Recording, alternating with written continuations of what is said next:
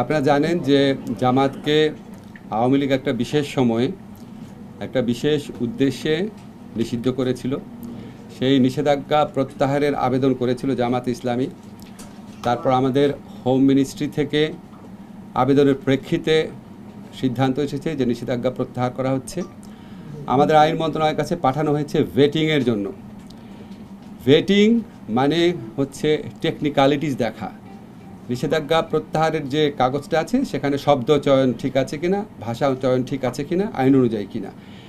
আমাদের আইন মন্ত্রণালয়ের এই ক্ষেত্রে কোনো নীতিগত সিদ্ধান্ত নেওয়া বা না নেওয়ার অবকাশ নাই। এখন আপনারা বলতে পারেন যে জামাতের নিষেধাজ্ঞা প্রত্যাহারের ব্যাপারে স্বরাষ্ট্র মন্ত্রণালয় যে সিদ্ধান্ত নিয়েছে ওটার প্রেক্ষাপটটা কী। আপনারা সবাই জানেন যে আমাদের সমাজে কিছু মহল থেকে বহু বছর যাবৎ জামাত ইসলামীকে নিষিদ্ধ করার দাবি উঠত, বহু বছর যাবৎ। আমি ঠিক বেঠিক ওখানে যাচ্ছি না।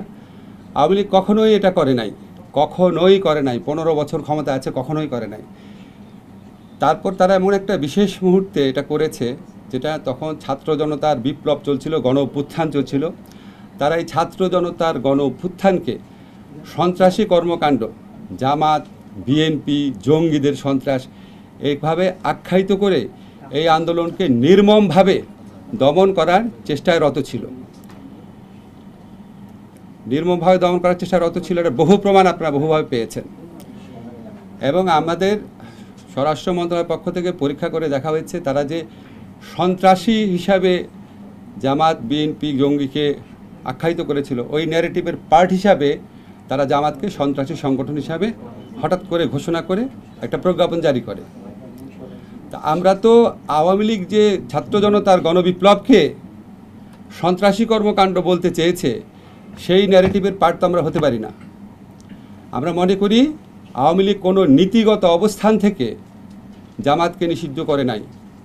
আওয়ামী লীগ রাজনৈতিক অপকৌশলের জন্য ছাত্র জনতার বিপ্লবকে নির্মমভাবে দমন করার জন্য এই ইস্যুটাকে এইভাবে ব্যবহার করেছিল।